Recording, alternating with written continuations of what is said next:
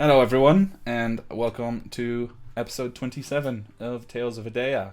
Unfortunately, Milosh can't join us today. We hope, Milosh, that you're watching, but please focus on getting better first. He is not feeling well, as I was not feeling well last week. But we will continue on. And without further ado, we'll get right into it. Alright. The Tower of Danos. Day unknown, month unknown, year unknown. He hates the pain, and it consumes him. But for once, there is clarity in his pain. He stands over the body of one of the intruders, a dwarf. The dwarf had fallen into the snow while reaching for his companions. His friends? A woman shoots forward and drops to one knee, invoking magic that blinds him.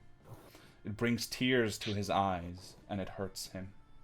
But it also reminds him, and he wonders, what has he done? How could he have let this happen? How could he have made this happen? But no sound comes out of his mouth as he stands, teary-eyed and spectral, over the revived dwarf, and then disappears.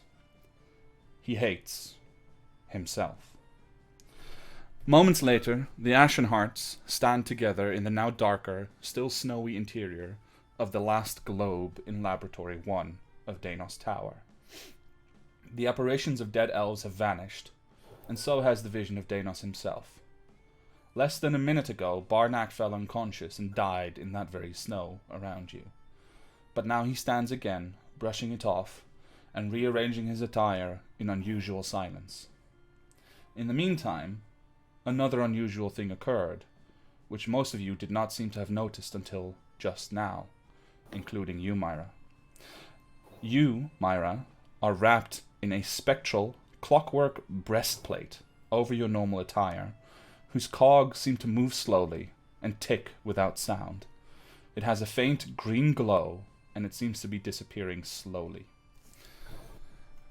Through the sparse dead trees around you, you also now again see the outline of that towering mountain, on whose face there is a door, behind which lie, supposedly, the means to resurrect the wizarding master of this tower. We now join the Ashen Hearts, as you've just come out of the fight, and must decide on how to proceed. What would you like to do?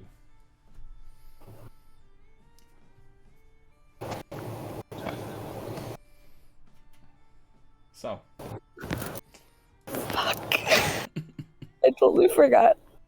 Shit happened last week, or last session. So, the combat is over. Barnack is on his feet. And you look down, and you just have, like, you're used to wearing a breastplate, but this one is overlaid on top of your normal gear. And it's just intricately made of interlocking cogs and other mechanical bits that all seem to link together, slowly fading away. Yeah, I'm gonna try to make it fade faster by trying to push it off of myself. Okay, you're able to touch it, but it does not budge. It's like physically, just completely immovable. I hate it. I think JJ, having kind of seen Barnack, or rather, last time I think Patrick kind of told him Barnack's okay, and now that the spectral figure's dissipated, I think JJ kind of turns around and sees Myra surrounded by this spectral breastplate, kind of hovering over Barnack or helping him up or whatever.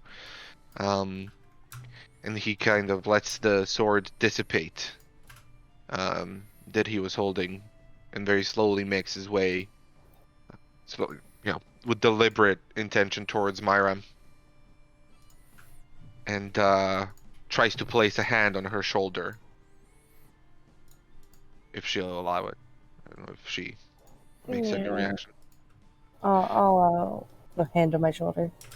Even though I probably don't even notice it at first, trying to. Well, it's actually there's a piece of the breastplate there, so you have to put it on top of the mechanical breastplate. Yeah, which is nice. I just he just kind of looks her, tries to catch her gaze, I guess, because it seems like she's kind of out of it right now. And as soon as he does, he just says, "Thank you very much."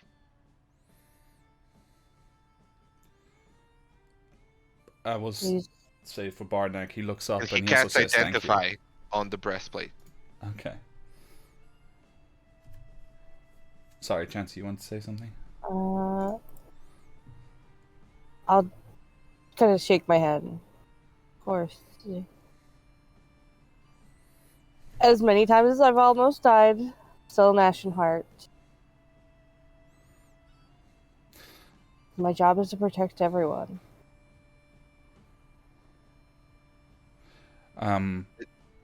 With the identify, do you try to do it stealthily? I do not. Okay. In that case, Jean-Jacques briefly invokes a bit of magic. There's another bit of like green vapor that comes off his hands, which seems to be more prevalent in the past few hours than it has been so far. As you do so, it's not an item. There's nothing to identify. It is Myra. Yeah. He just says, quite curious. It's good to have you here, Myra.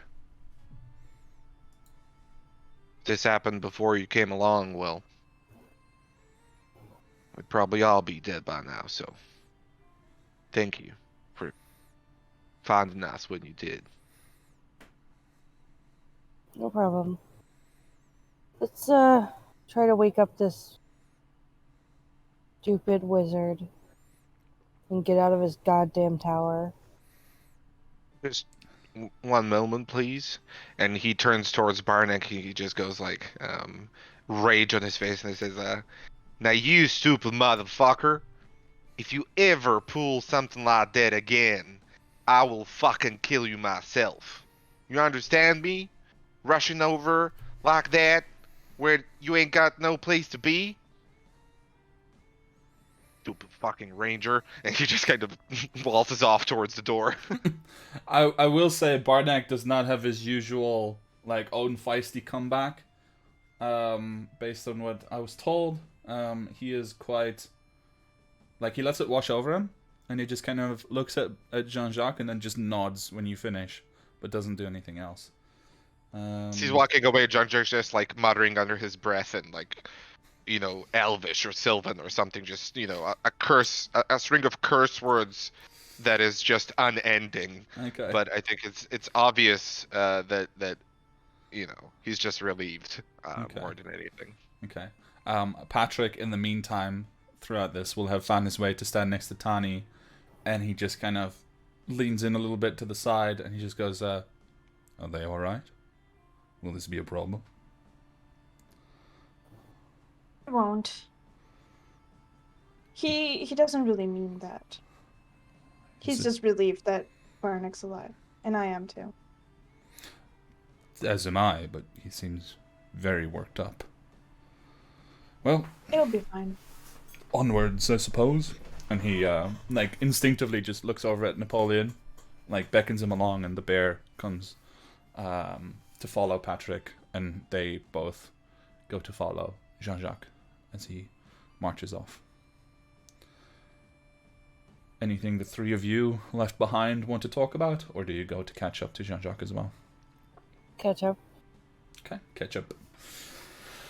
Alright, so without too much trouble, you catch up, and you find yourselves face to face with this enormous, well, not enormous really, but just a large double door kind of built into the side of the mountain. There's a very thick metal frame, and the doors themselves are also made of metal. They're not decorated. They don't seem to have a lock either. You can probably gather that from the way that this place, or where this place is, its very location is its protection. So it doesn't necessarily have that much more in store, as far as you can tell. would you like to just head right in? Or is there anything you want to do I will. beforehand?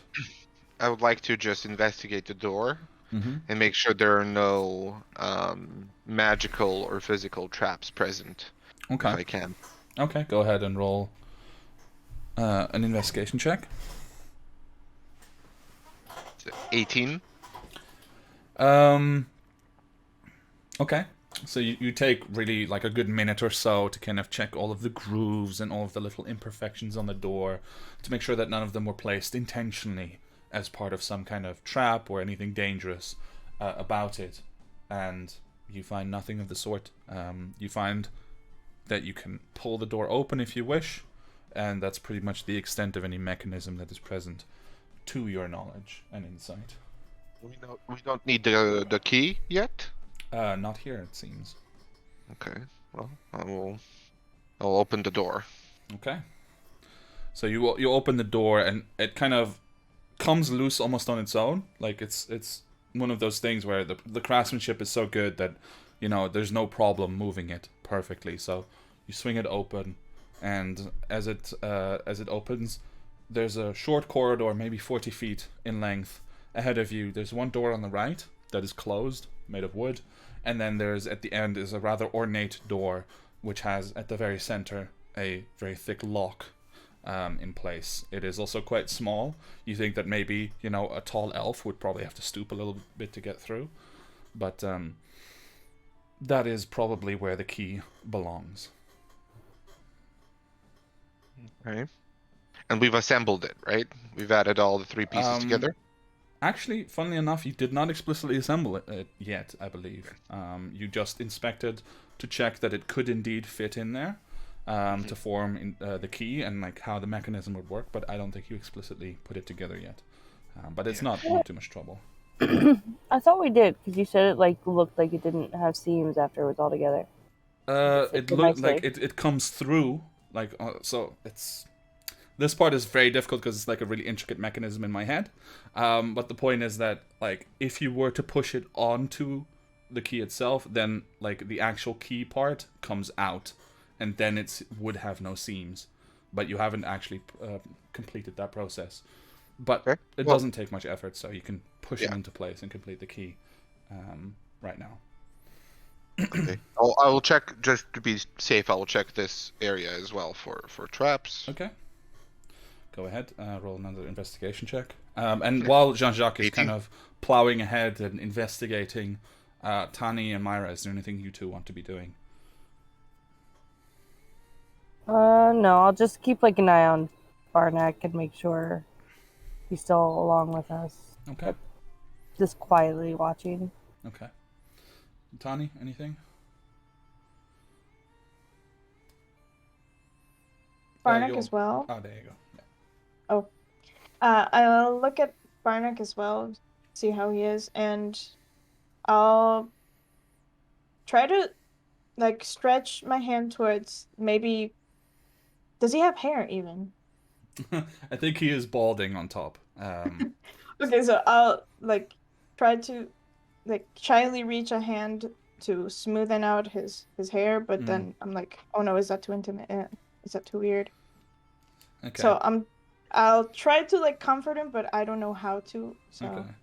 Well, do that. seeing the two of you look at him at various times, I will say Barnack probably, and you can hear this in the background, Jean-Jacques. He just kind of perks up a little bit, and he, offers his customary smile, and he'll just say, "Well, we did it. Let's kick this thing's ass." And he just starts moving forward and kind of tries to leave you behind a little bit. Maybe he's keeping up pretenses. Maybe he really is fine. It's hard to tell at the moment. But as he does so, Jean-Jacques, you found no further traps or any traps whatsoever. You did notice that the simple wooden door on the right leads to a small storage room. There's a couple of racks on each side. And it seems that there is still fresh meat and wine and water kept within. Just some supplies that have probably been magically enchanted to not spoil. But nothing of note otherwise. Yes. Guys, is it possible we take a short rest even? to kind of help with what everything just happened. So we don't know what's behind this other door.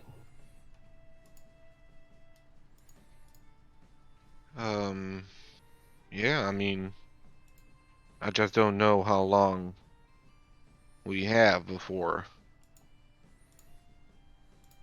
the mist decides to act up again. We could, but that might be a risk.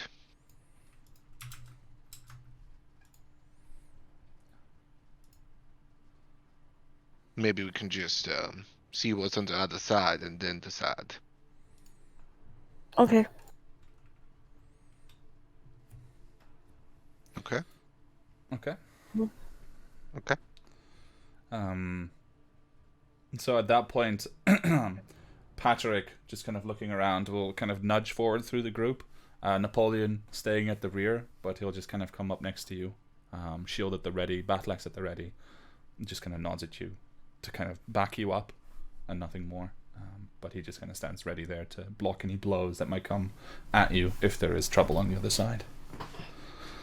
Okay. Well, I'll unlock the door. Okay. So this beautiful ornate key, it's effectively, imagine like a golden city key that you might get from a mayor as a reward, but this one's actually functional. So when you slot it into the door, you hear it clicking slowly into place, and it takes like 1, 2, 3 pushes for it to fully go inside, and then it gets almost absorbed, like it gets pulled in further until only the kind of ornate end is still sticking out. Then you turn it, and you hear a very complex mechanism inside of the door. Click, click, click, click, click, click, click, click, click.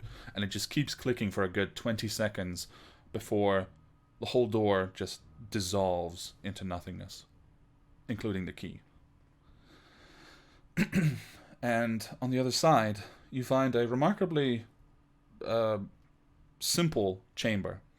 On the right side, there is a bookcase with a desk, some arcane components laid out on that desk, all very old, kind of dusty, and nothing of note.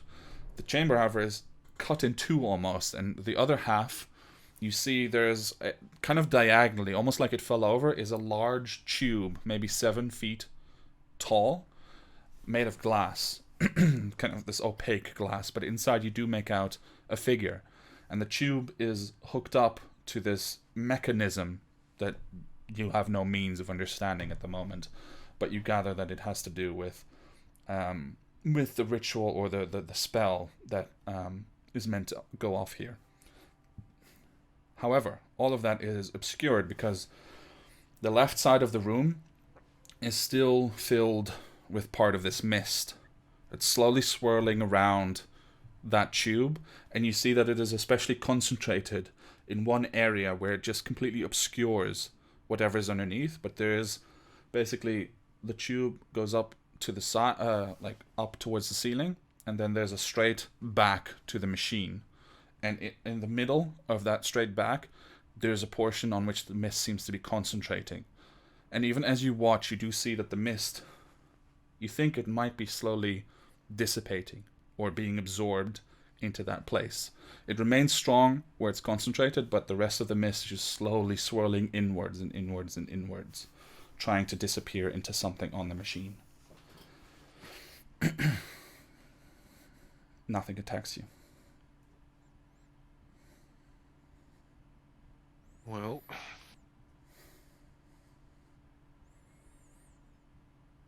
I guess we can proceed inside. Let me look around. You guys stay on your toes. I want to see what. I point towards the bookcase. What he was working on, but I need someone to watch that mist. I'll keep an eye on it.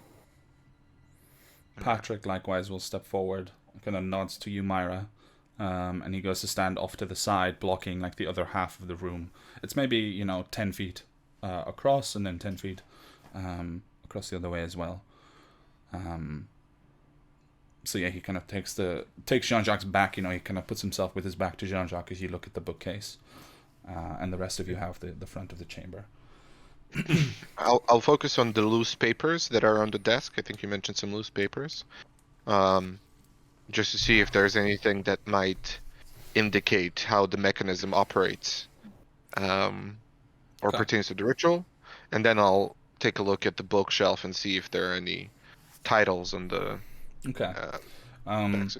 I think at a glance, before even needing to roll, the bookshelf is relatively sparse. There's maybe 7 or 8 tomes on it, and most of them are either about planar transference and moving across the planes, or specifically about the very, very fundamental magics, like like on a fundamental level that is typically taught only to true scholars of the arcane.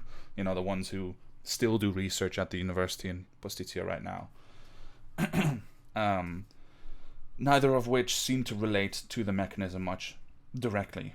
The papers on the desk, however, spread out a little bit, are essentially a set of research notes of various incarnations and experiments that he's done, and you kind of begin to glance through it. It does seem to be relating to the clone spell as you understand it, but go ahead and make an investigation check to see if you can quickly glean some of the information. That's cocked. Fuck me. Wow. 18. That's 3 18s in a row. All 3 10s in a row. Impressive. As you leaf through the papers and have a glance, like, some of the intricacies escape you, mainly because what he was trying to do was modify the spell somehow. And from a set of personal notes and annotations along the sides of these papers, you gather that he was trying to anchor himself, his soul, somehow, because he was, for some reason, afraid of being ripped away. And putting 2 and 2 together with the disappearance of the elves, he was trying to modify the spell somehow so that he could circumvent being taken away by the magic that took away the elves. But other than that, nothing in particular. You do glean from the notes that the concentration on the side of the device, you find some specs, is likely concentrated around a soul gem that he had designed for himself for this very purpose. I'll give the Cliff Notes versions of that to the party, not obfuscating anything, just boiling it down to the most important details. Yeah. Okay. Patrick probably just chimes in, amazed, soul gem, and he just asks if he can see the papers and leaf through them a bit as well. Yeah, I give them to them. So it seems that Danos was very intent on staying on the prime material plane, which isn't necessarily surprising considering the visions that we saw, but I'm afraid that it seems to have had negative effects on his very soul.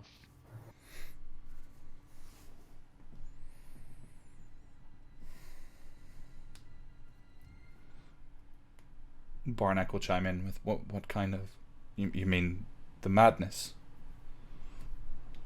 Well, yes, and it's not necessarily to the best of my understanding, and perhaps even Myra might know more than I do on this subject, but it's not very common for one's soul to manifest itself as a magical mist that occupies an entire island, consuming everything that comes in.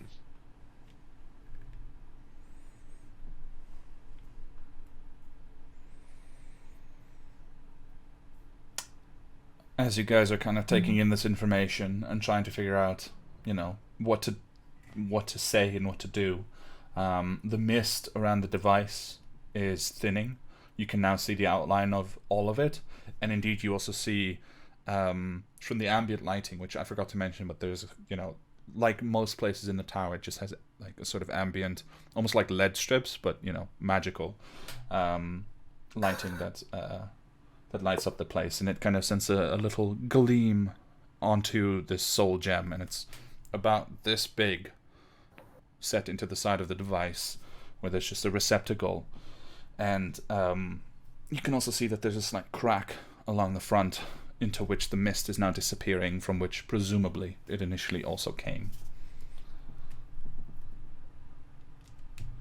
Sort of seeing that, I'll kind of approach carefully at, still saying it's sort of a safe, what I deem to be safe distance, which probably is like around 5 feet or so. Mm-hmm. And I'll gently kind of raise my hand and point that out, and I say, like, see, the vessel itself seems to have been damaged by something. I'm assuming that is the source of the faultiness of the mind held within. But and Patrick chimes in, but if it is the crack that caused all of this, then does it not stand to reason that if we repair it and restore him, that his mind will be whole again? Well, I don't believe in that myself. If you splinter a leg that's been absolutely shattered, the bones will knit back together, but they will knit back all wrong, and the person will limp for the rest of their lives. Who knows what might happen to an immortal soul if it's been exposed to its own unmaking for, what, dozens of years, at the very least? And with how strange time has been passing in this tower, it could be thousands of years. You may be right. Well, what do we do? Can we... I think I could possibly repair it. But is that what we want? It seems to be what I wanted before I forgot. Well, you didn't know about potential options. And I think that we must make a decision here. We can repair the gem and bring back Danos in whatever state of mind he is. But there's another option. He kind of raises the hand with the Ring of Oberon on it. There is another that could take its place. One of equal, if not greater knowledge. Who? The Sage Oberon that resides within this ring. Patrick looks utterly confused. When You've you were seen acting him. strange? When you were acting strange, Jean-Jacques, yes. You mentioned that you were just as capable as Thanos and promised that creature that... Was that Oberon? That was indeed Oberon, yes. I had given him the reins to my body so that I may, well, that he may rescue us from that situation.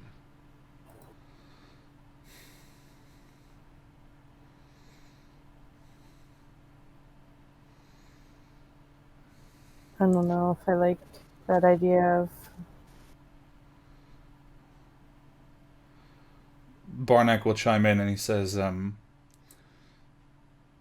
but we don't know that Danos is crazy, and maybe doesn't he deserve a chance to make this right? Not after killing you. No. Well, I disagree. And this is specifically from Milosh. I asked him earlier today. Yeah. I disagree. You didn't have to watch your best friend die in the snow, Barnack. I did Because the a dying. madman killed him.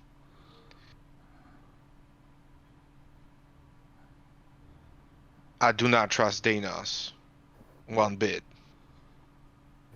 Whatever he was before he stored his soul in this gem is long gone now.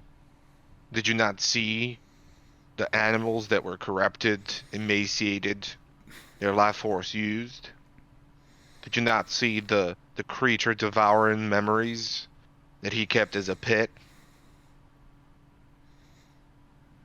I saw, but even an insane man deserves a chance to redeem himself, make things right. I know I'd want the chance. And since I'm the one who did the dying, I think that should count for something.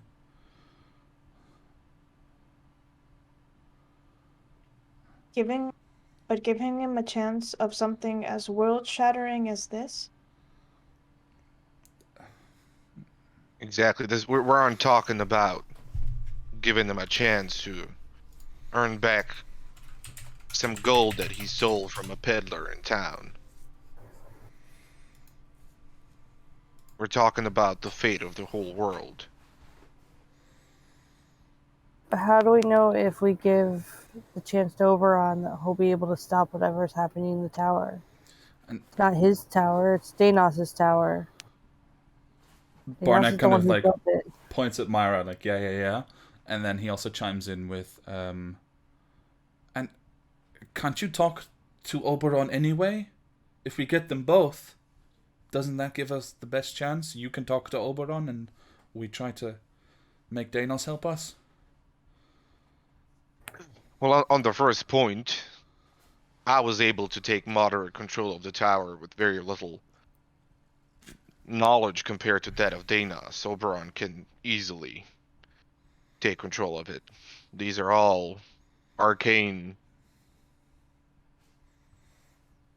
machinations. I don't know what the proper word would be, but I have no doubts that a wizard of Oberon's magnitude would be able to seize control of the tower, let alone deal with the threat, or help us deal with the threat. On the second point, there is a big difference between talking to Oberon and having Oberon here in the flesh, being able to do what he does. I couldn't do that without giving over control of my body to him, which is fine, but then I wouldn't be there. Besides, what if we give Danos this chance, we resurrect him, and he's as mad as fucking hell, and it takes him what, a whole of 6 seconds to wipe us off the face of the prime material plane? I don't know if you realize the extent of the power that a wizard of this capacity holds. If you could roll a persuasion check for Barnack. Kevin, I sent you a message. Yeah. 18. Do it. Okay. Okay, 18. And, okay. Nicola, can you roll a straight d20 for me as well? Just d20 and tell me what the number is. 4. Okay. Okay.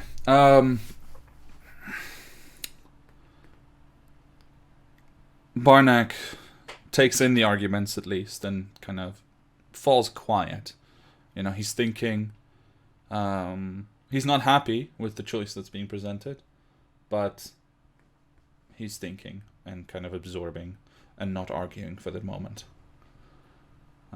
Tani, Myra, that in the ensuing silence would be the time for you to raise objections or agree.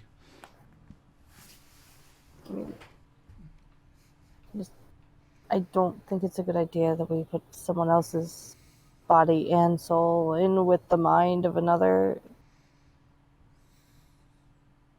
I mean, Oberon had enough power to control you from, a ring? And what if is corrupted? What if they're corrupt Oberon? Well, the body itself, I don't think. The way that I understand the magic, it is not a. It is a vacated vessel right now. Danos' soul, and it's his entire essence, is contained within the soul gem. The body right now it is a pitcher for wine that's never had any wine in it. It's as empty as it could be. It is only when the process is instigated that the soul would move from the body, from the soul gem into the body. Right, Kevin? That's That correct. seems a very apt description of the situation. I don't still trust it. I mean, if you're saying Oberon could easily take control of the tower, why couldn't he help you do that before?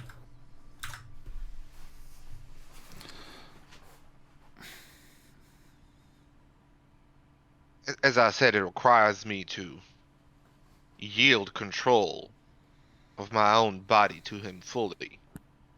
And that is an imperfect process when a magic item is involved. It is not the same as if he had his own flesh and blood. Patrick will actually chime in for a moment and ask you, can the sage take control of a body against its will? I can only speak from my own experience, and he has not taken control of mine without my permission. But could he? The reason I ask is we could place the ring on the body, allow Danos to return, and then Oberon could still take control if Danos is insane. I can ask, but even if he could, these things are usually a battle of wills. And one thing I don't doubt is that Danos' will is formidable, even if he is unhinged. So the risk will be greater, and also giving them a powerful magical artifact that he could then. And it requires you to spend some time with it to get to know the item.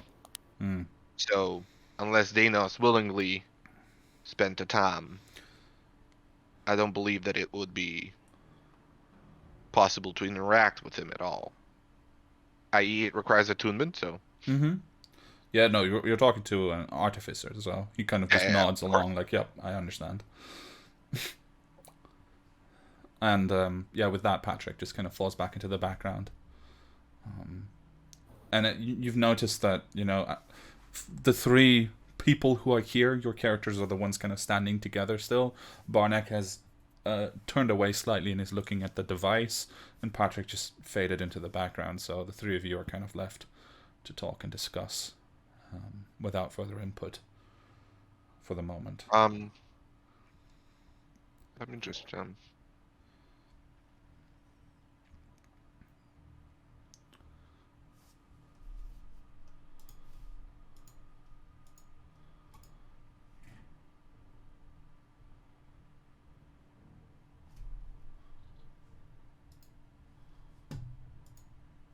You good? Yeah. Okay. As we're all just kind of discussing this and slight, different takes on everything, seeing that right now it's 2 against 1, Myra's just gonna kind of head off to a different part of the room and. Okay. I will just say, it's everyone is kind of seeking their own places, but the room is quite small, so you all end up kind of standing in your own corners almost, just kind of like trying to find your own space to think. Just farther away from Jean-Jacques. Yeah. Okay.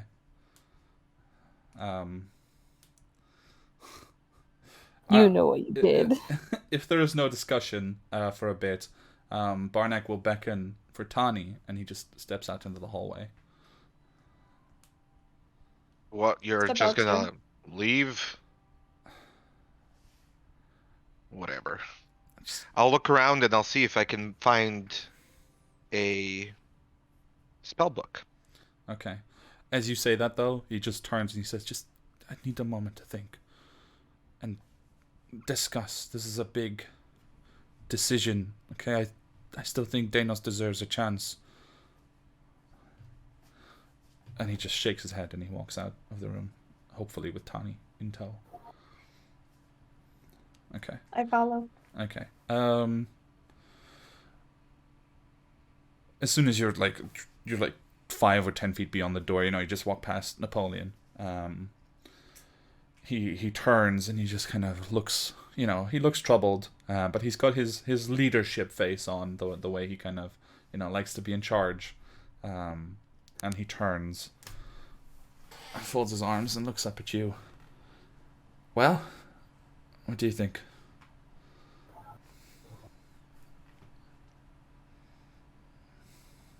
Well, I think Oberon is a bit more stable. And he did reassure that creature there, and it didn't really seem like he was just saying words. He really did mean that he was powerful enough. So we just leave a man who's been with an elf who's been through all of this horrible stuff without any hope to be saved.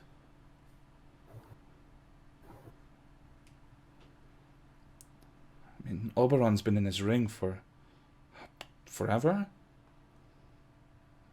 He can wait a little longer, but this might be Danos' only chance for a body.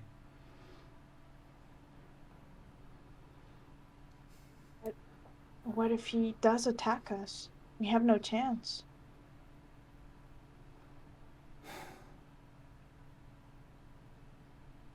I think right now Oberon can help stop whatever's happening in the tower, and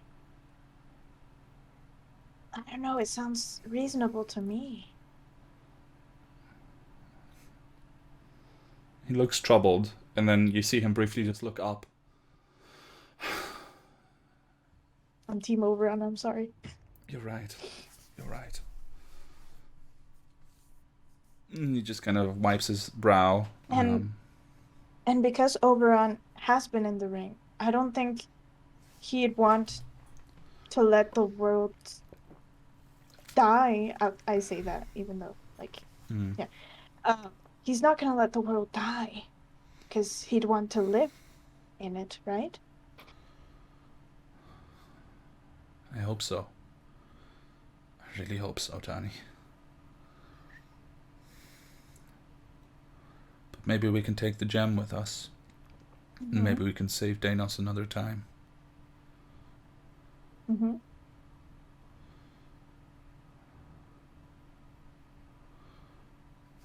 Okay. I do like the idea of giving Danos another chance, but something like this, so many things can go wrong. Yeah, you're right. You're right. We're not powerful enough to rectify it. I just punch things. That won't help. But you punched him really hard. I hope that was appropriate for Barnack. Okay. Let's go ahead. But I don't think Myra's gonna like it. So while they have this conversation out in the hallway, Jean-Jacques, you look for a spell book. Among the books, unfortunately, there is nothing of the kind in particular. There are no spells outright recorded, but you do find, instead, perhaps something you would want to keep for later, a book that explores the fundamentals of magic in a way that you've never heard of. Like in a way that it conceptualizes a magical dimension and energy, which you've kind of seen in the engine of the tower, in a way that just does not compute with any of the prevailing theories and knowledge of the weave and how it all fits together. So you might want to pocket that one. Well, And I will then move closer to Myra. Okay, Myra, you were standing further away, and Shanshak approaches. And I'll just he'll just say, you don't trust me. No, I don't. Not fully. Why?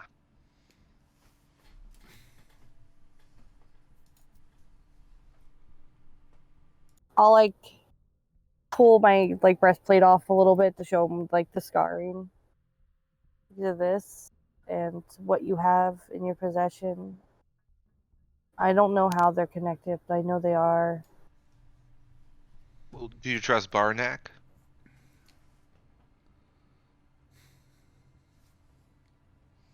Barney, More than me. more than you. Right. Well, he had this before I did. But for the time I've been here, you've had it. You've used it. I saw that. The markings you have.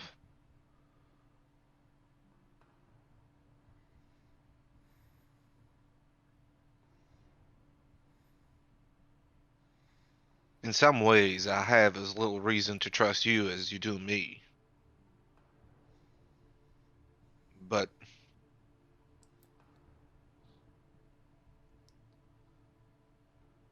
while trust is earned, sometimes it requires a leap of faith. I'm not saying that you have to take it, nor that you have to take it on me. But you haven't really tried, not genuinely, to understand or to ask me about this thing that I carry. Before you continue, I'm just gonna have to run out real quick. 1 minute. Please continue with the story. Okay.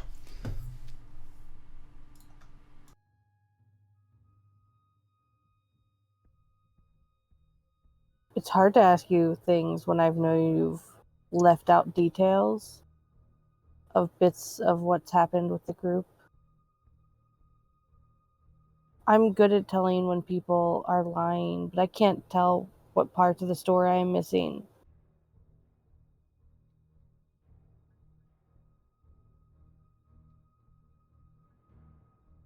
I don't like having gaps in my memory.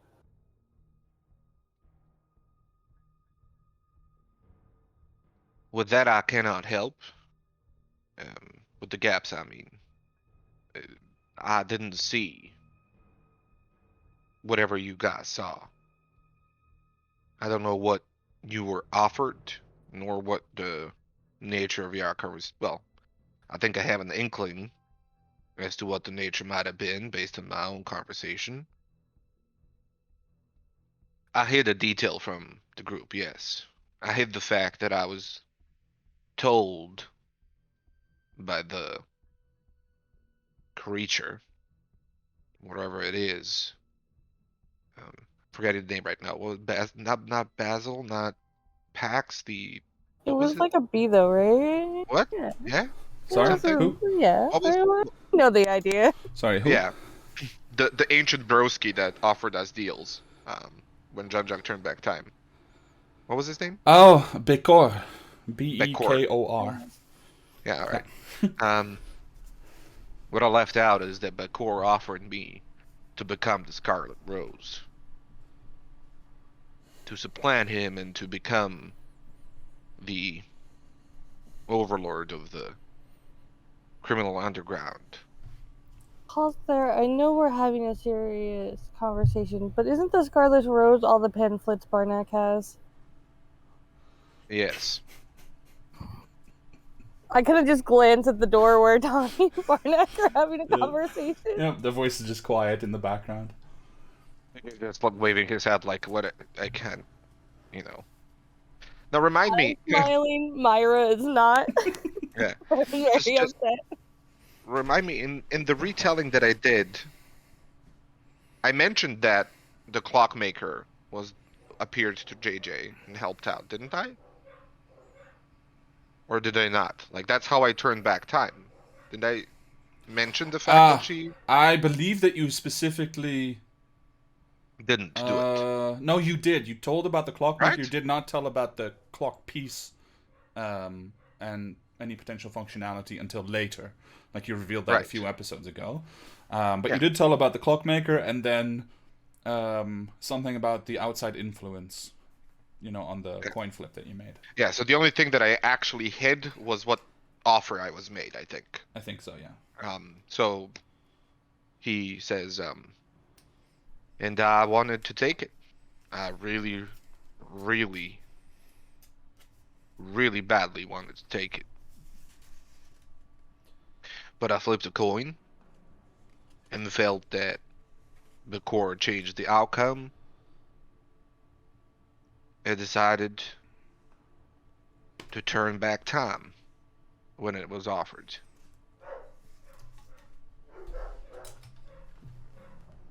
That is the whole of it. The clockmaker and I didn't have our compact before that. Not really, anyway. I started fiddling with it, but that was the first time that we properly communicated and/or had any form of agreement. Well, it seems like I got signed up to an agreement I didn't get a chance to say no to. Well, the agreement's between her and I, or them and I. I don't believe that that extends to anybody else other than, well, my I motivations. again motion to the shoulder. Ah, I see. I I can only know whether that's the case if you tell me what it is.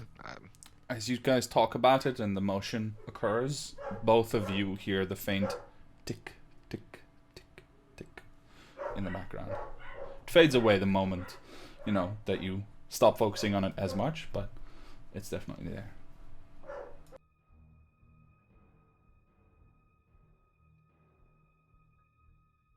Well, it might be of them. If you don't want to share with me, I doubt that it is by them that that happened. They don't seem to be very willing to directly influence individuals in such a way.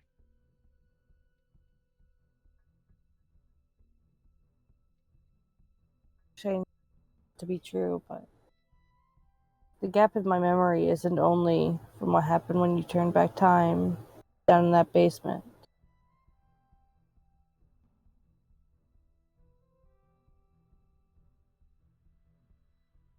Wait, is it? Wait, you said it's not only from that time? Yeah, it's not the only gaps in my memory. Yeah, the basement meaning the one where Yeah, Jean-Jacques yeah. turned back time. I see. So you don't really know how you got it then. Barely. I know that half of my old group is dead or missing.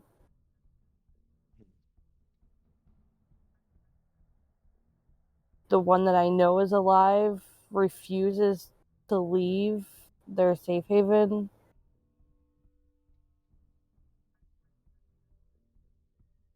When did this happen? If you don't mind me asking.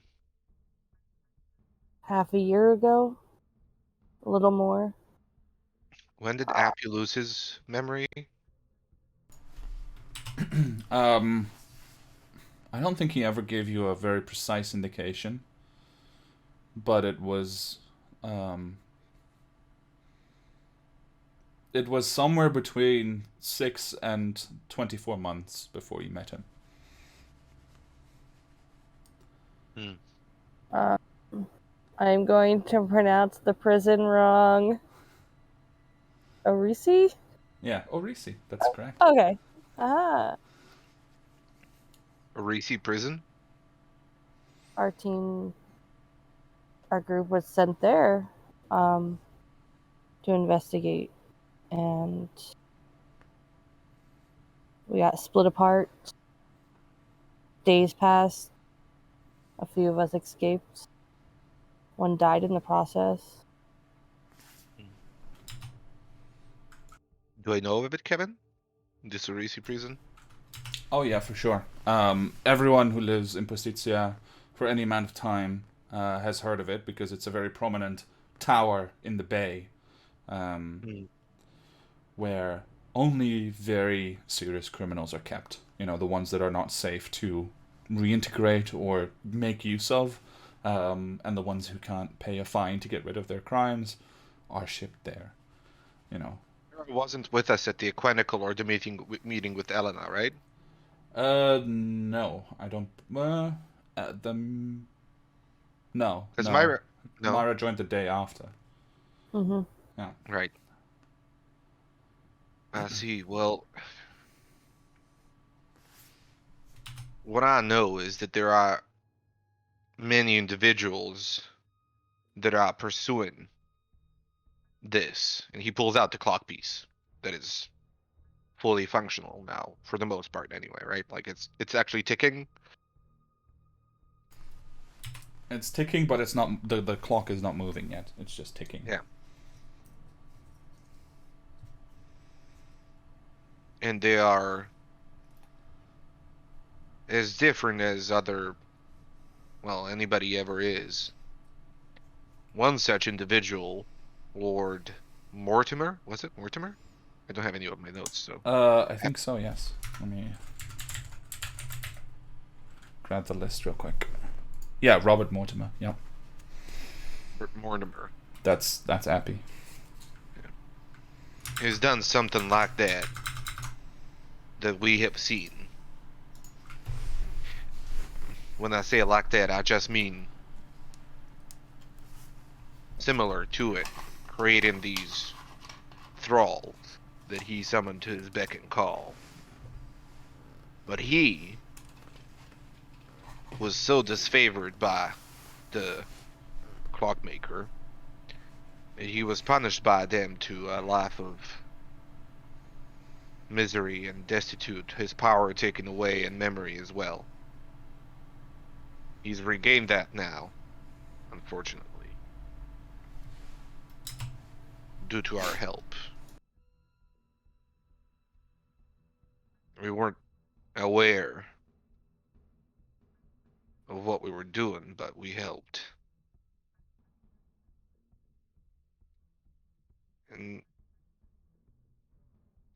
there is indication that there's a wider conspiracy amongst the Postitian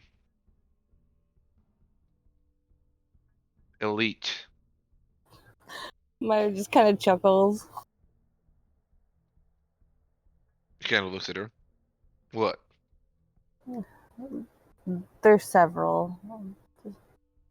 I mean, aren't you born from the elite? You should know. My circumstances are a little bit different. But yes, there are many conspiracies at any given time. But this one specifically, we believe, is related to the abuse of the power that the clockmaker bestows upon individuals, or at least the nature of their power.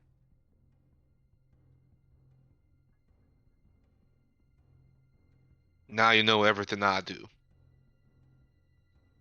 For the most part. Oh, fuck. Kevin, why are you making me do this? I'm only supporting you guys in this amazing conversation. I am pissed because one of them was a 20. Yeah, that's fine. 18 still. Okay, I'm gonna write to you. Please continue talking.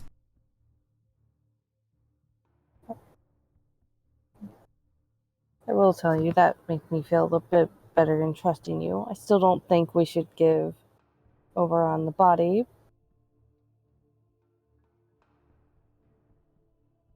That's okay. And I We're haven't all- told you everything about things I know, but that might take a little bit more.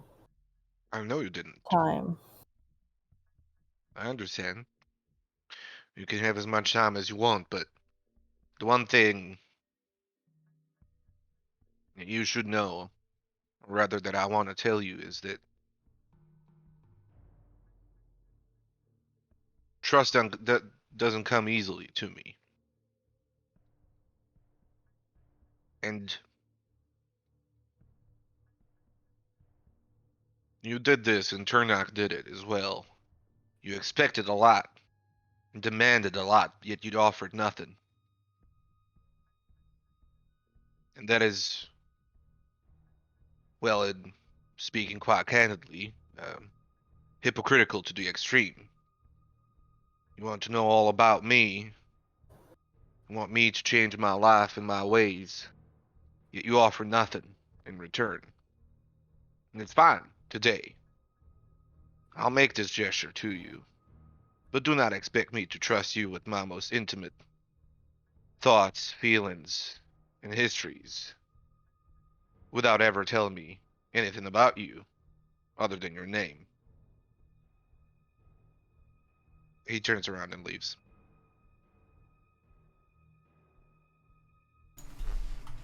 Okay. So, Myra, any follow-up from you immediately As he's leaving, I just kind of like whispered, not so quietly. It's really hard to have any conversation to get to know someone when they almost die 8 hours into their job. Okay. So, with those words in your ear, turn to leave. I mean, the only place you have to go is out of the chamber to maybe get a little change of scenery. And two steps away. Well, it does give you a view of the door, and like it's being or of the opening rather. There's no more door, but there, quietly just chatting away about God knows what, are Barnack and Tani, who seem to have decided to give you two some space to talk before re-entering. So seeing you, Barnack just kind of perks up, walks in, just gives you a solemn nod of his own. About his own decision. And he looks around and he says, very pointedly looking at Myra, I think, when he says it, I think Oberon is probably the right decision. But I want to keep the gem and see if we can help Danos when we can.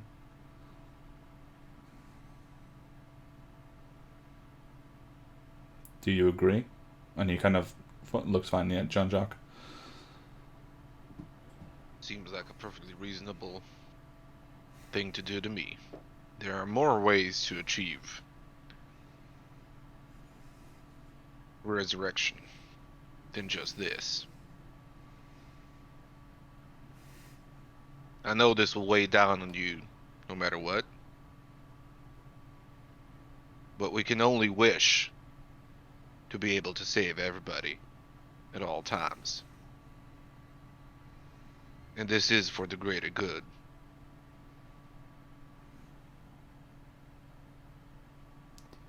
He seems like he's about to say something, and then he just doesn't.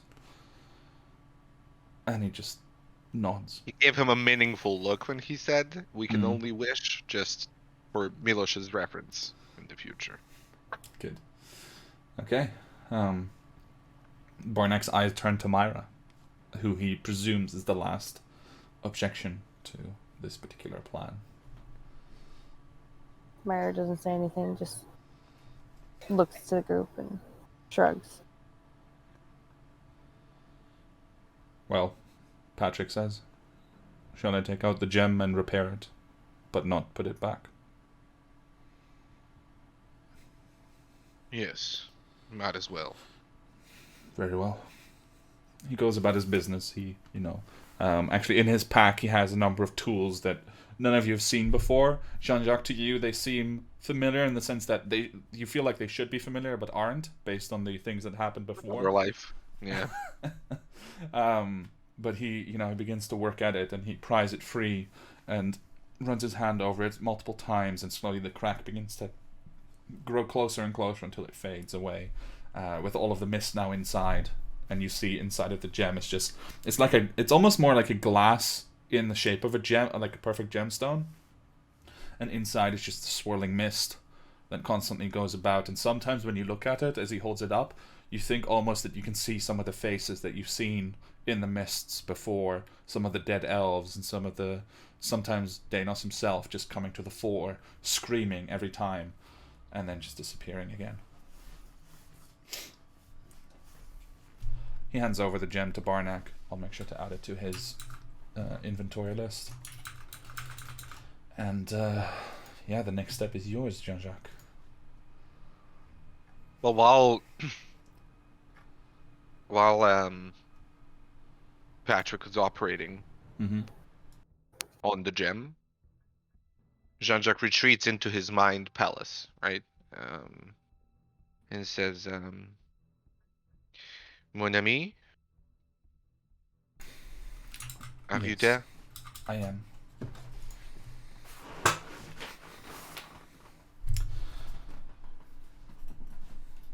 You do know what I am planning to do, yes?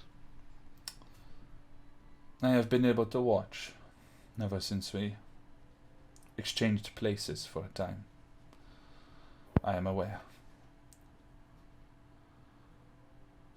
Would imagine the solution is amenable to you? It is agreeable. In fact, I am appreciative. But I wonder what it is you expect of me precisely.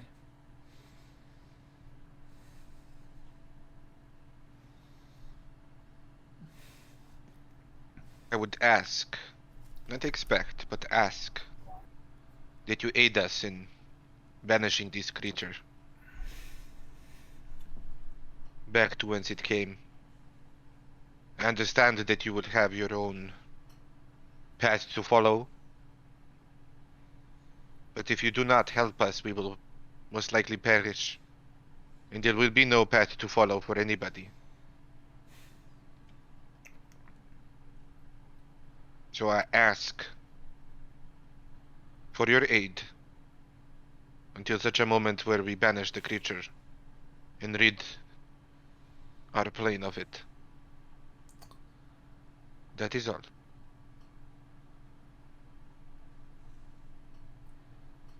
Tell me one thing. In the notes that you have read, have you found any reference to the blue veil? Make another investigation check, but like investigating within your own mind.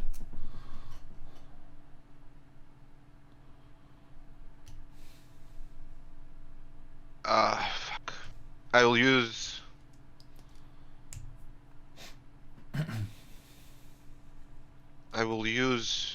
my 5-minute advantage on Okay. ability checks. Thank goodness. 23. 23. You have.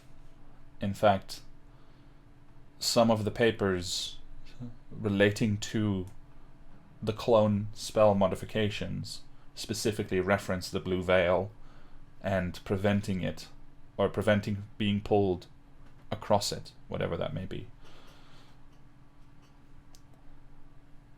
I relay that. Okay. Make an insight check, as you are moderately aware of Oberon's feelings at this point. 19. He seems extra pleased at the news, but he is in agreement and seems happy at the prospect. It doesn't ring any bells to me, I would assume. No, not even with a check would you be able to make this. Okay. Alright. Well then I think we may proceed. Very well. So, if you do indeed proceed, then it's very simple.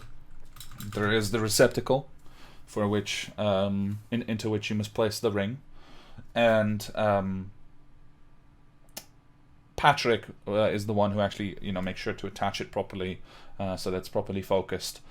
And he does warn you that it would be best to let your own attunement expire before doing so. This will also give you guys a short rest, if you wish, inside of the chamber or in the hallway, as you please. But if you do so, then indeed 1 hour later, you are essentially able to reset the device and cause it to activate again. And as soon as you do, with the ring in place. 1 second. Okay. Is Oberon able to tell my thoughts if I'm just having them internally? No, as far at least to your knowledge, no. He's never responded to one or specifically done anything unless you reached out to him. All right, because just for your information, John Jack is thinking that once the attunement is over, he will ask Barnack to see the soul gem to see if he can communicate with Danos. So you tried to attune the soul gem? No. Just once he's unattuned from the ring, he'll just try to take the soul gem into his hands and talk. But he had the thought of talking. Okay, yeah. To Danos. So I'm not sure if Oberon can sense that. Okay. The time passes. You unattune from the ring. You request the soul gem from Barnack. Nothing seems to have occurred. And you hold it in your hands. What is your emotion as you try to focus on the gem and communicate with Danos? Fear. Okay. So as all of you are gathered around, a cringing figure of Danos, still spectral, once again appears within the chamber.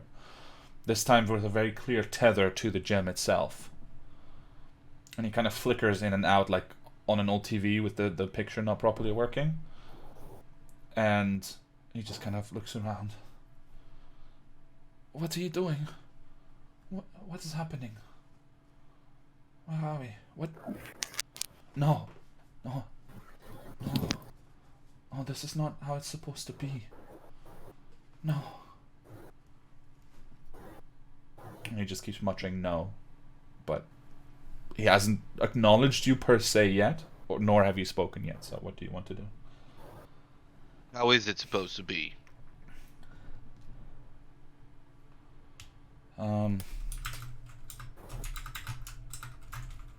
Sorry, rolling a die.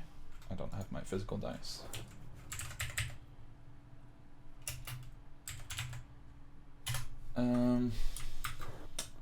As you speak, he looks at you and just immediately cringes further away. Like he sinks to his knees and he's just like, No. How did you get out? I contained you. You're not supposed to be here. No.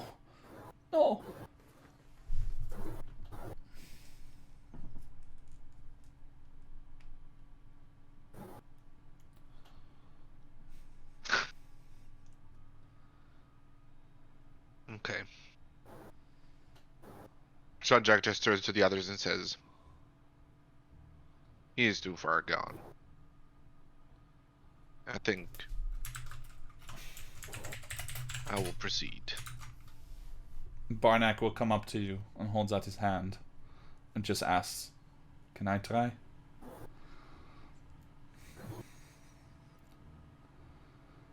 By all means. Okay. Barnack takes a hold of the gem. Briefly, the vision disappears before he focuses on it.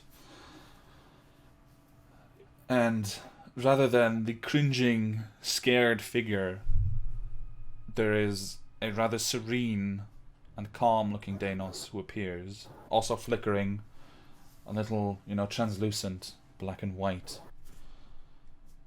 And he looks around. Oh, I see now. I see. Will you stop it? And he looks directly at you, Jean-Jacques. Anna? He looks at the others. He looks at the device. Perhaps. He looks at Tani. Will you stop it?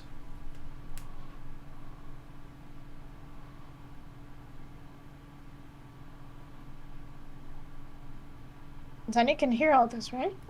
It's a vision in the chamber that's Okay. speaking to you. Me specifically? Or the group? You are gathered here to prevent a great evil, are you not? Mm-hmm. Then I ask, will you stop it? Are you committed to this course? Are you certain of what you are doing? I believe we are committed. If you weren't, we would have turned around long ago. He looks to Myra. This And- is the vision of Oberon, right? No, of Danos. Danos. Oh, Danos. Yeah. Okay. Okay. Will you stop it? I mean, that was the plan. Come in here and stop whatever is going on. Even at the cost of them or yourself?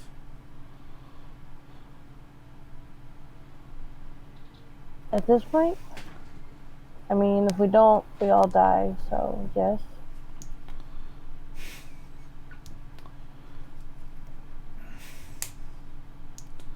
He looks back to Jean-Jacques.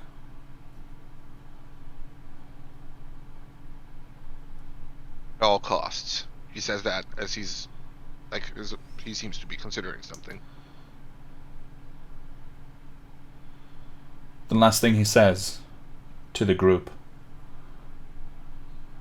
I hope you do not learn why we say, beware the sage. And then he whoop, disappears back into the gem. Barnack just stares a little bit, but it seems he had a telepathic communication. Which is just a bit easier for me to do right now. So.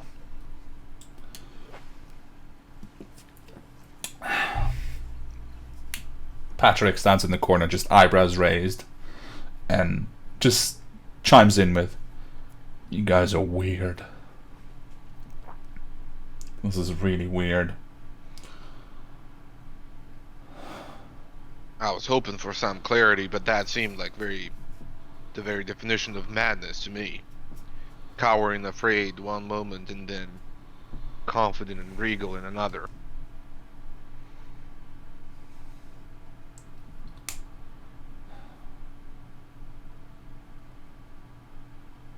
I don't know. You guys are weird. Are we gonna do this thing? Or are you gonna swap them out again? Barnack doesn't say anything, just holds the gem, stares at it, and then pockets it away.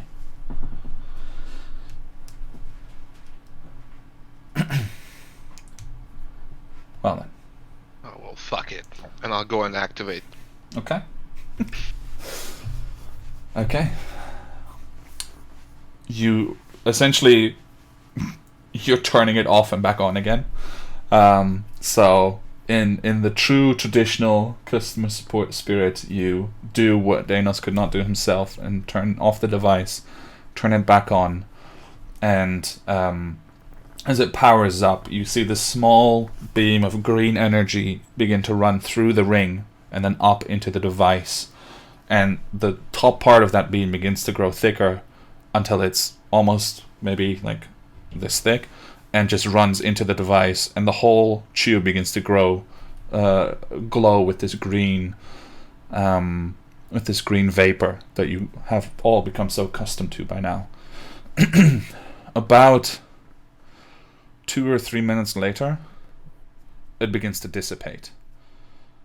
And as the energy fades, there's a clink as the ring drops from the device. and the tube opens. A bit of air pressure releases, and there is indeed the figure of Danos, with his jet black hair, his elven features, which should be comely, but are just a little bit off from looking good. Like everything's just a bit in the wrong place. That's just the way he was born. But identical to the paintings that you've seen in the tower so far.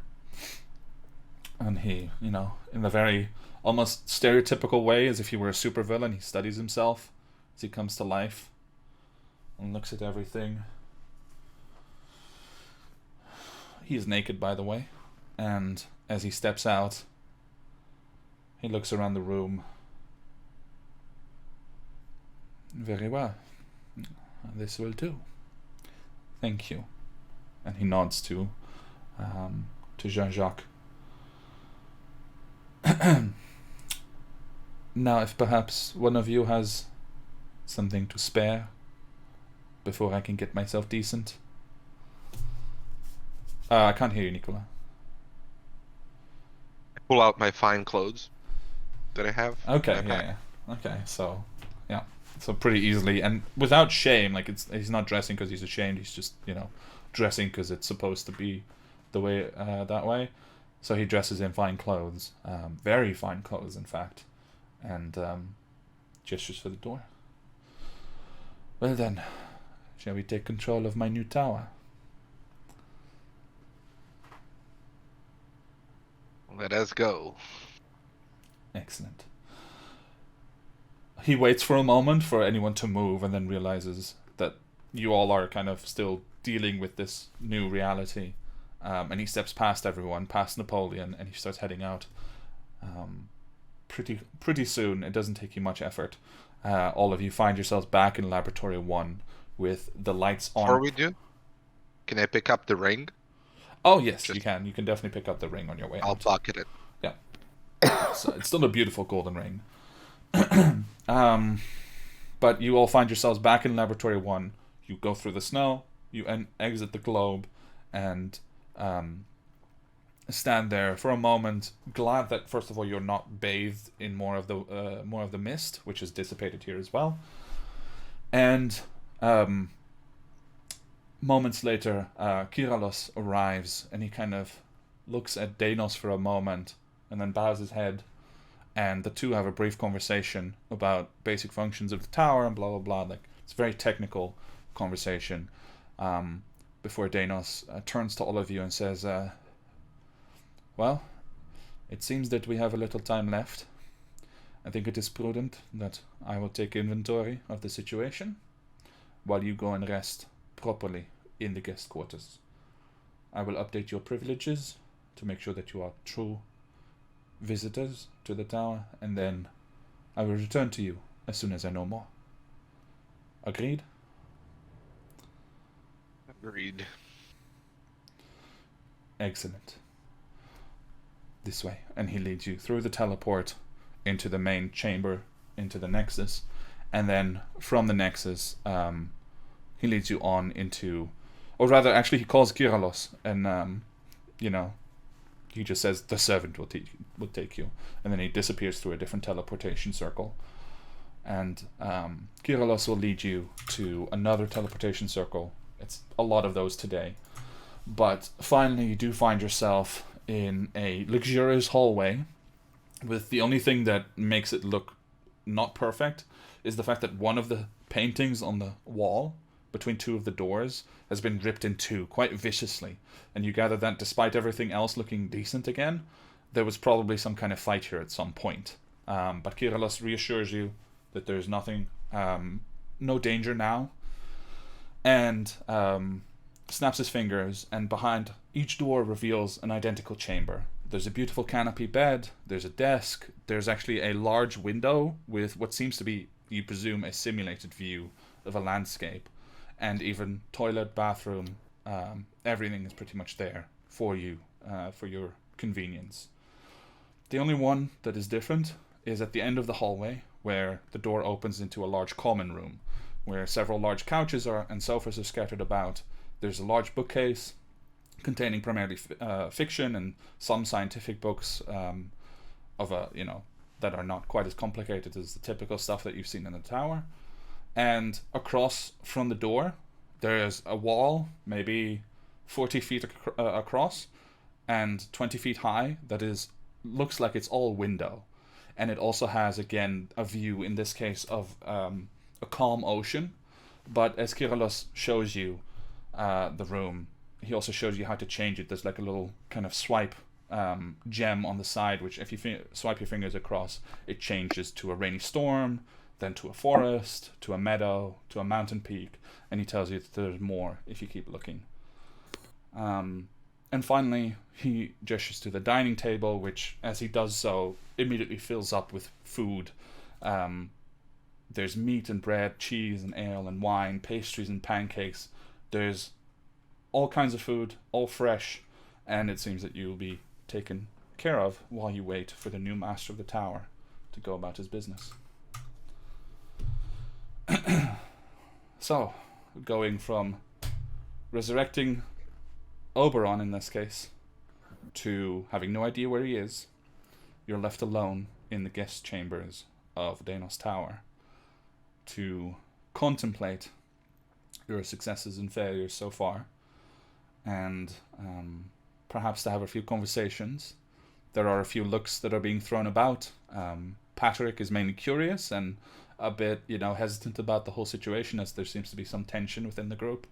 Whereas Barnack has somehow processed all of it, and he has agreed to what you guys did, but he obviously is dealing with his own emotions, having also recently died, and his kind of whole situation. So he's keeping to himself for the moment, providing a cheerful smile, a helpful comment, or a witty remark, at least witty for Barnack, when necessary, so that he appears like himself. But it's not hard to tell that things are on his mind, and that he may take some time to recuperate. So while you guys are here, is there anything that you would like to do before or during or after you long rest?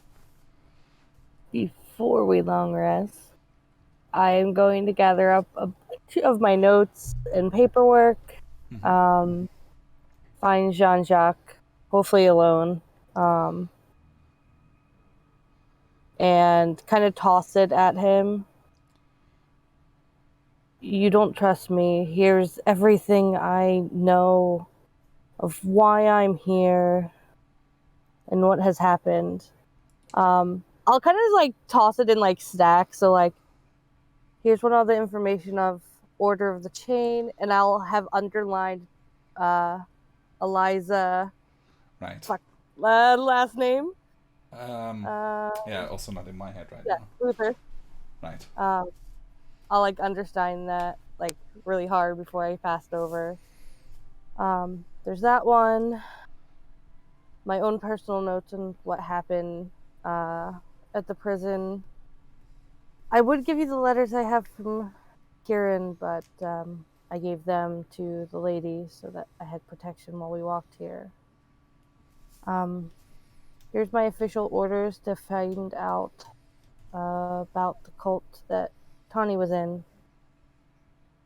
And I'll toss those. And the note from Cadence to report back to them. I don't know. Hold on, give me a second. Unlucky timing.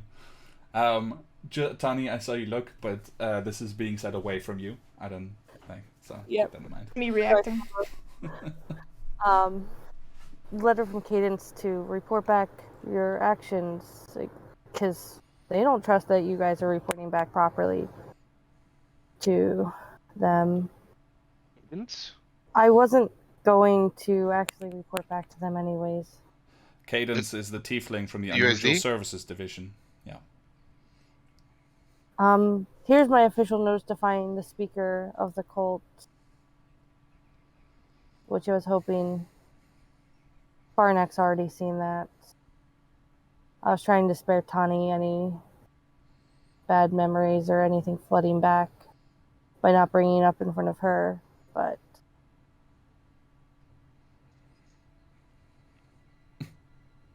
Magnifique. I gotta say, Myra, well, firstly, I'm appreciative. My comments were not necessarily made to force your hand. More so, well, either way, I'm thankful for you sharing this with me. I do appreciate it, and well, it seems like two of us are two peas in the pod in some ways, at least in some capacity. I can't say that I'm not just flabbergasted that this is the nature of your work. I did not peg you for someone that gets involved, so I could only imagine that it wasn't voluntary or your chosen work. Involved in what? Which aspect are you Well, surprised about? I mean, all of this together is very. I mean, you're being sent as a spy. That's how I see it. I mean, yeah, Cadence wanted me to report back, but that seems kind of bullshit, anyways. Um, you seem like the type who would report back properly if need be. So that was kind of thrown away. I mean, the order of the chain, intimate connections, kind of happens. Well, then being judgmental. I'm apologies if I apologize if it seemed that way. I was merely caught off guard, and you're right. I would always report back, but there's an art to reporting back. Not reporting is the worst thing that you can do. Reporting back just enough truth so that it can be verified and a sufficient amount of lies so that you protect those you care about is something that I can certainly help you with. I wouldn't get on the bad side of the unusual services division if I could avoid it. I would say maybe after this one, 'cause I know this one's not getting reported back by the book. Maybe we should do one properly to at least get them off our heels. Yeah. Yeah, I can help you. I've written many for my mother. When he says that, I kind of like pull like one of the sheets out again with Eliza's name. If you want to meet mine, sure she'd like to meet you guys. This is your this Eliza? Eliza what?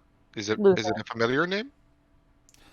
Um, it is a familiar name. It is quite Is a it powerful member of parliament. It is not. No, sorry. Chancey chose the name. Um, okay? Because I was it's a like, coincidence. She's not that old. okay, No, okay. no.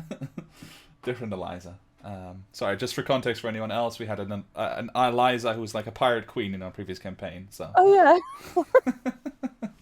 no, it's not that one. But she is a prominent member of the Grand Assembly, a very prominent member, and was notably absent from the Equinical.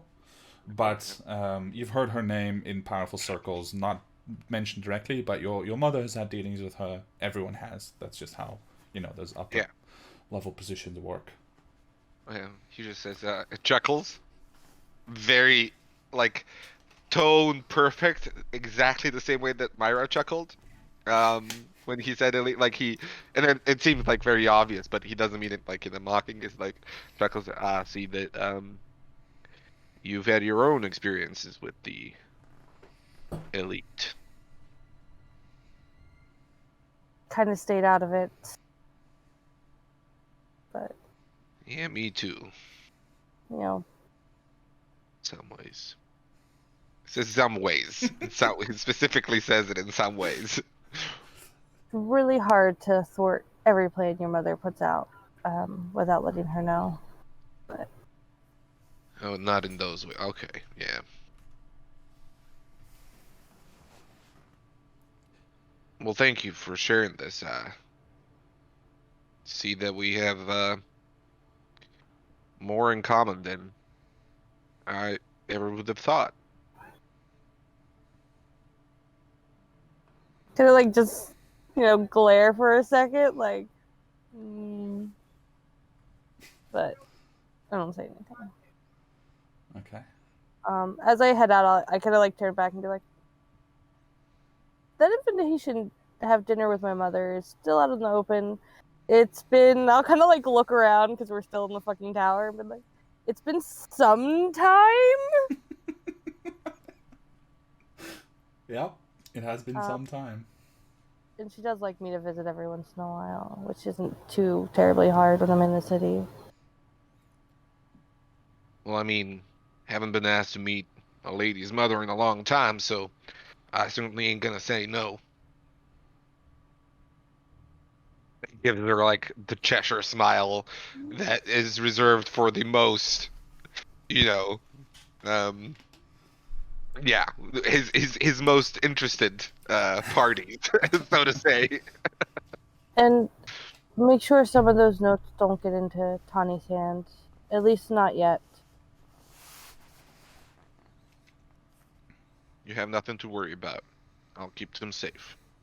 I don't know if that's true, but I trust you on not giving them over to Tawny. He kind of gives her a considering look. And then, what would I have? A huge ego.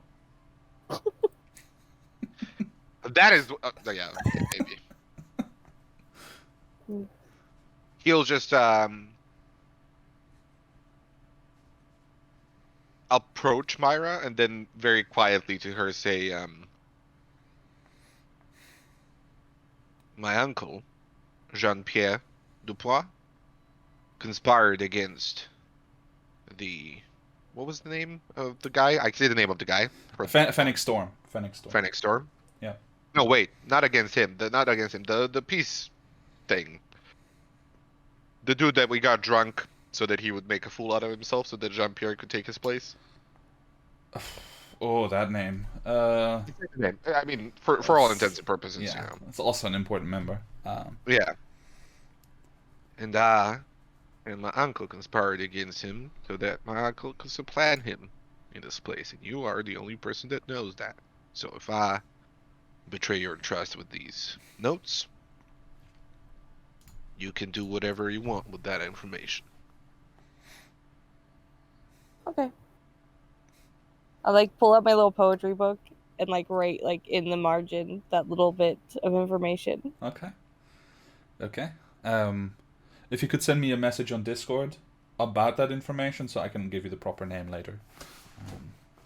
That way, either one of you can send me a message to remind me. Okay, so while you two have that talk, Tani and Barnack and Patrick, as well as Napoleon, are in the main chamber, the common room, unless you wanted to stay alone. But Patrick just kind of, looks over at Barnack, sees that Barnack is still really wrapped up in his own world, and he will join Tani in whatever she's doing, whether that is browsing books or eating or, just sitting. I don't know what that would be. Do some stretches, maybe. Okay, so he'll pull up a chair because he's not doing stretches. So he pulls up a chair. He just comes to sit down. He crosses his legs and folds his arms, looks around the room, then looks at you. So, you met my wife? Oh God.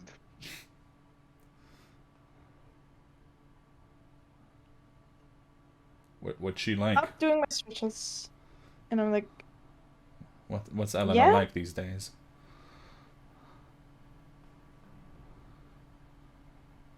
I was going to say very confident, sure of herself, but I'm pretty sure that's the Elena you know.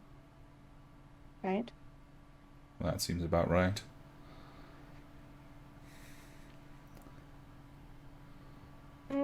Has a powerful position. And we rescued her from spiders from another dimension, I think. They were Okay. they were giant, and he had Wow. her feet sticking out of a portal. and Okay. rescued her from that. How? Okay. That is odd. And do you know any? Did we ever meet you together? How are she and I? Do you know? We didn't meet you before this, because you were already missing. Oh. You had already gone to Solarian Isle. And What? that was the mission that we took, She sent you to to rescue get you me. back. Yep. And, well, to figure out why you decided to come here Right. it involved a very formal party with lots of powerful people as well. And then, yep, coming here, getting you back. She wanted to know for answers, whether you were really gone, whether you were alive or not. And that was our mission. Okay. Huh.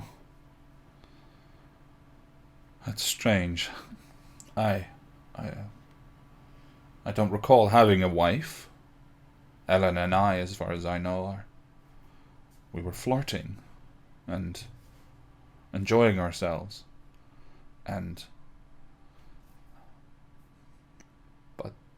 then as he's trying to talk more, there's an interruption because you all hear a slight, like it's like a sort of humming of energy that seems intentionally created to alert people when the teleporter is used. So all of you can kind of have a look inside the hallway. Appearing there is Danos, or at least the body of Danos with Oberon inside, as well as another figure. Short, bespectacled, with frizzy red hair, who kind of looks around. All right. Hey, everyone, come on, let's go. And the both of them walk past the rooms. As she sees you, Jean-Jacques, she just kind of like snaps her fingers. Come along. And walks into the common room and turns around.